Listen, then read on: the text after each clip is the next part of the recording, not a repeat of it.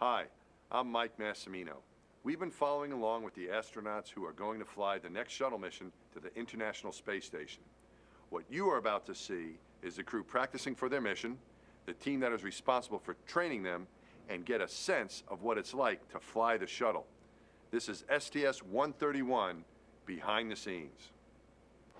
Dottie, what are you doing? Am I interrupting you? No, I'm just checking our medical checklist right now. Medical, what happened?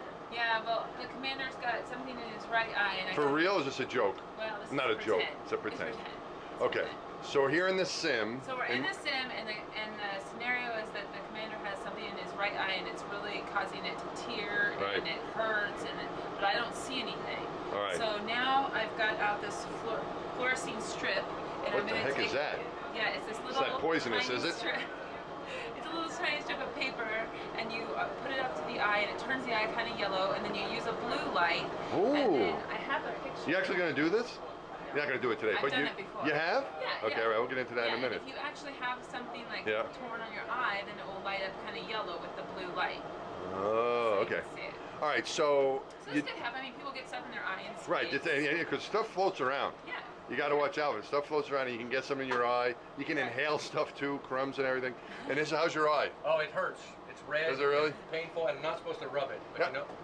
I understand it's not looking good for him to make the landing. Now, see, okay, so we got a lot of things. He's already sweating. He's already turning red and sweating from being nervous about the landing. First, so your folks don't get worried if they're watching this. There's really nothing wrong with your eye. No. We're just kind of pretending we're simulating this. And this allows the ground to go through the procedures that they would use if something were to happen. All right, so we're pretending. Okay, so one thing that is happening, as Jim said, if you can't see, you got to be able to see what's going on to land the space shuttle.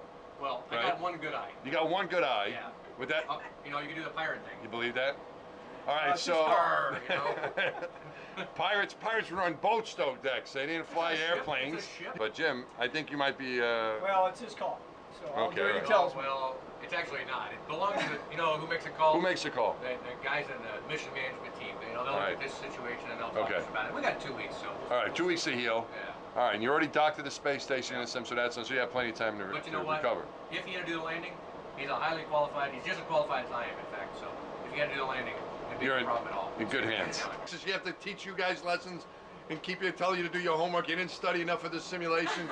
Any of that stuff happened? You know, Jim, you don't know that you know the electrical system as well as you should. You haven't been studying. Does that ever go on? No. See, these guys were like, the top 8. They were good students? Yeah. All right, so they would be good students. Yeah. But I think they would be also kind of prone to shenanigans. Knowing the two of them, right? They'd be like the smart. I'm not saying I want to keep my eye on Yeah, they would be like the smart guys. She puts our name on the board once in a while. Yeah, right, okay, you're right. Every once in a while, Mrs. Dutton, your son's a very nice boy, but he would, maybe that would happen once in a while. Maybe you should think about medication. Yeah, something like that. Have you had him checked? That kind of thing. I'm surprised my mom's still alive. Why is that? After all I put her through? No, come on, you're a model. You must have been a perfect kid. Oh, yeah, right. What'd you do to your poor mom? Yeah. Oh, gosh. Just the general stuff. She had 5 boys. Oh, my. Can you imagine that? That's 5 of them? right there. Come on, I have one kid. And yours is a little girl, probably sweet. Imagine one little girl, as much work as probably 5 boys. But no. But my mom had 5 boys. I was the second of 5. Yeah. And I did enough. She had enough work with me for at least 10. I mean, my goodness. Oh yeah, I was terrible. But she's had 3 after you, though. I was a terrible kid. So I was the youngest. You know what my mother said? If I was first, I would have been last. Yeah, that's what my mom tells me. Can you imagine? I was the 3rd one, but that was it. I was but I was the 3rd one. Nex's mom said it had to get better. My mom it only get better. Because it's got to be. I can't my mom stop really wanted a girl. She kept trying, that's good. No. They're real proud of us now. So. Oh yeah, everything's fine and dandy now. Everything's 480 seconds for the RPM, and every 2 seconds that's 240 pitches. Piece of cake. You can do that. So we'll use 240 as the number of pitches. Yep. Perfect. He's got a lot of numbers going there, Dex. It is. He's like Jethro Bodine. Naught times naught is naught. You really? We have calculators for that stuff now, Rick. Did you know that? You don't have to do that like that. He's like an ex-cheapo, man. He's an extra what? Ex-flight controllers. This is interesting. You were an ex-flight controller, weren't you, Rick? Yeah, I got kicked out. Do some gazettes. 5 gazettes of 10, 2 times. What was your flight? And so were you, weren't you, Clay? Weren't you a flight controller too? Sort of, kind of.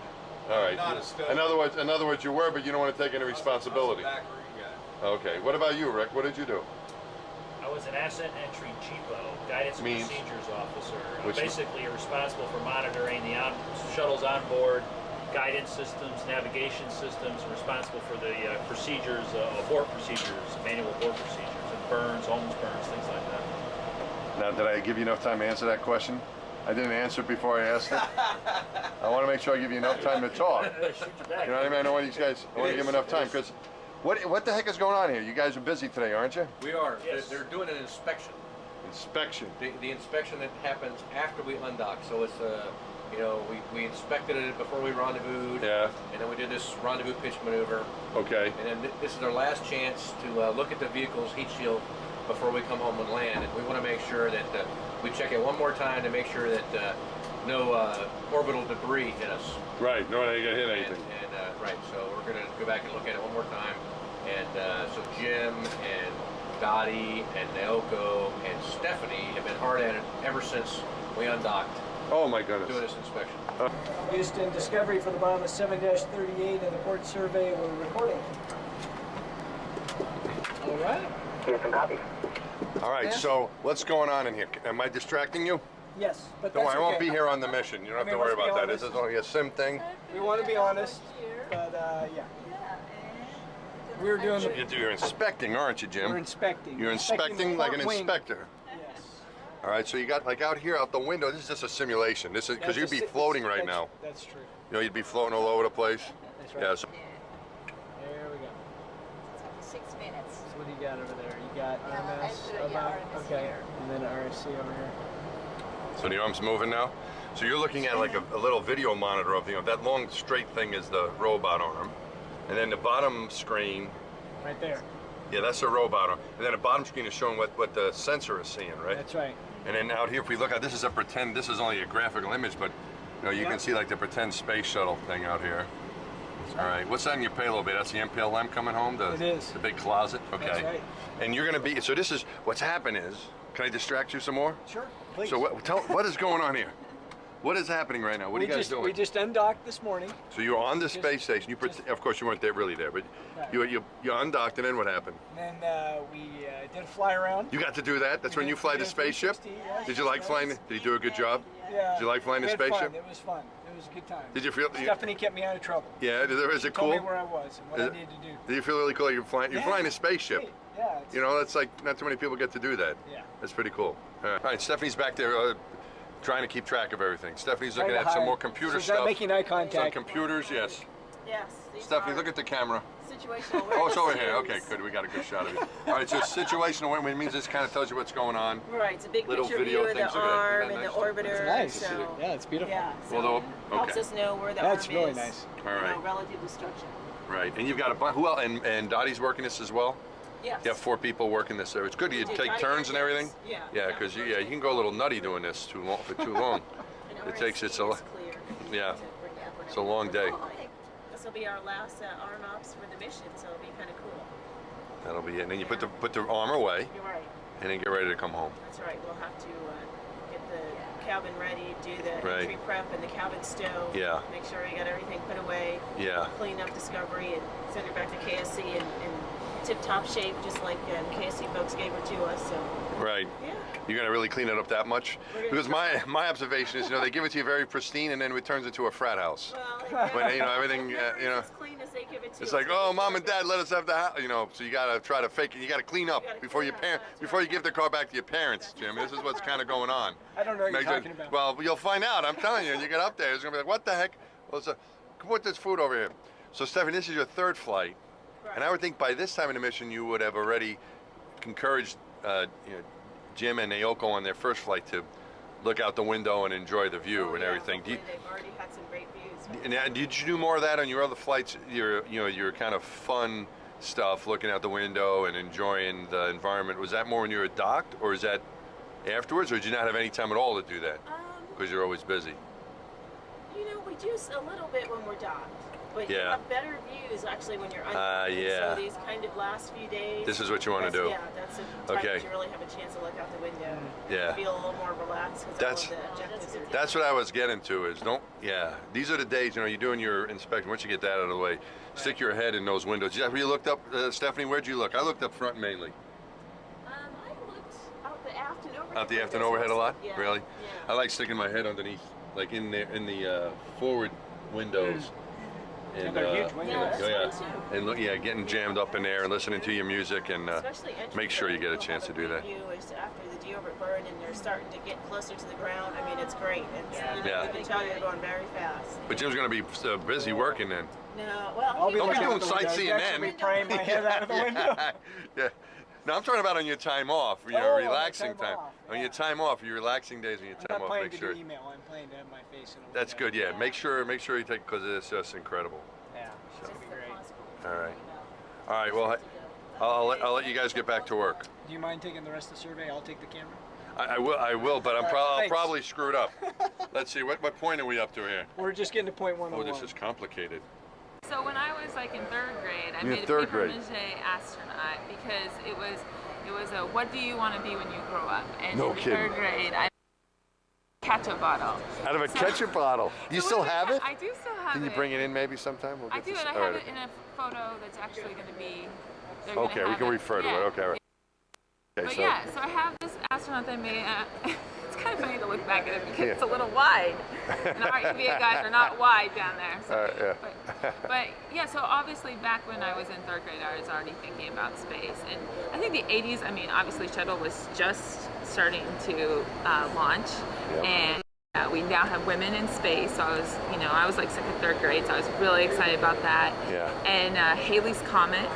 So my parents, and we're in Colorado, we have great skies in Colorado, Right. and so my parents would go out to try to look for Halley's Comet. Ooh. I'm not really sure we ever saw it, because it's pretty faint. It's not like when we saw Hale-Bopp. Yeah, Hale-Bopp was big. Hale-Bopp was really Yeah. clear, and I Right. could see that. Okay. And then one Christmas, Santa Claus brought me a telescope. Really? How old Yeah. were you then? Do you remember? I was 6th grade, so probably 12. Oh, wow. Yeah, I Okay. thought that was the best. Until later I discovered that telescope is a refractor, which is okay, but it's not great. And now I have a reflecting telescope, which is way better. And quickly, what can you explain the difference Yeah, quickly? so a refractor uses lenses, and mine are probably plastic lenses. I mean, and you rely on optics, and basically with a telescope, what you want is a big bucket to gather light. And so with the refractor, mine was small, so I'm not gathering that much light. Right. Now I have a reflector with an 8-inch mirror, so I have a much bigger bucket to gather light. Plus, when you use the optics of glass lenses, you get some bending of light, and like prisms, like rainbows are created and everything. And it's just not as good, and a mirror doesn't do that. So now I have the only problem with my telescope now is it has a 6-foot focal length, so it looks like a big cannon. It's big. And you have this at your house? Yeah. Okay. Yeah, my husband and I built it when I was a teacher. You built it? We ground the mirror for like a couple weeks, and then we sent it away to get the aluminum plating put on it, and it sits in our house, and we take it out every once in a while. The neighbors all duck because they think we're like firing cannons at them. It was really fun, and when I was teaching, I used it with my astronomy students, and we'd go out at night in the parking lot at the high school and look at all sorts of stuff. And one of my favorite memories is when I took it out for a little 5-year-old, and they're up on a chair, and they're looking in there, and they looked at the moon, and like, almost fell off the chair. Oh my gosh, Grandma, you have to look in there. That's the best part. That's cool. Sharing it with other people when you share it with other kids. So you built the paper mache astronaut at you said in 3rd grade. You got the telescope when you were in 6th grade. You built your own telescope. So this is something you've always dreamt about. Yeah. Did it ever waver? Did you always thought you wanted to be interested in this stuff? I became a teacher for a while, but I was interested in teaching and in space. And, I see. But no, I always wanted to work at NASA. So I was just trying to figure out what I really enjoyed in life. Right. To and then get to NASA. So I was, there was always a goal to get here. But I think that's a cool thing because you know, NASA is more than, you know, it's lots of different disciplines, right? Absolutely. And it's, and you know, even if you're not, well, I mean, you're, yeah, but for everybody, no matter what, if you're not necessarily interested in one part of science, or you're you not have something, the rocket scientist, but you maybe but you're be an engineer, or maybe right. you're a meteorologist, or a maybe you're a geologist, photographer, or we have all exactly. different types, and these people actually become astronauts too. You know, it's not just that you're eligible to become an astronaut as well, but you know, it's if you have an interest, if you have a field of interest, but you have a love for the space program, but you have an interest in whatever it is, you can apply it to the space program, right. whether it's, you know, whether it's flying airplanes or writing books, right? Or you know, what do you call that? Economics? What are you, the financial people? We have a budgets, right? I mean, we have to have people figure out budgets, right? And people who are good public speakers, and people who are you know, who whatever, everything, anything you love, you can apply to the space program. In your case, you had a love of teaching, but also you had a good background in science, of course, too. Science, I mean, so I've always loved science. Yeah. So it sets you up for the astronaut thing. But I think what's cool about it is that you followed what you loved, right? And like if people say, I want to grow up to be an astronaut, and you try to like say, what do I need to do to be an astronaut? That probably wouldn't work necessarily, right? You know what I mean? Right. Really the important thing is to follow what you love doing, and then the opportunities kind of arose for you, right? Exactly. You wouldn't necessarily think that I'm going to become a teacher and then that's going to lead, but that's what happened. Right. You would never know, but you followed what you love. I think that's the message. What do you think? It is. I agree. All right. Be passionate about something and then pursue it. And then things kind of work out. They do. You got to have that faith too. It's a little bit of a leap of faith, but it works out. Well, thanks very much, Dad. You know, I was thinking, you saw the stars. You said with that refractive telescope you had when you were younger. Yes. And now you go outside with the reflective one now, right? Now Wait I till get you to actually. see I know. what you're gonna so see now. excited. It's unbelievable. You know, and I can't wait to get rid of the it is. atmosphere. Oh yeah, it is so awesome. Thanks Well, very much, Dottie. you're welcome. Thank All right. you. See ya.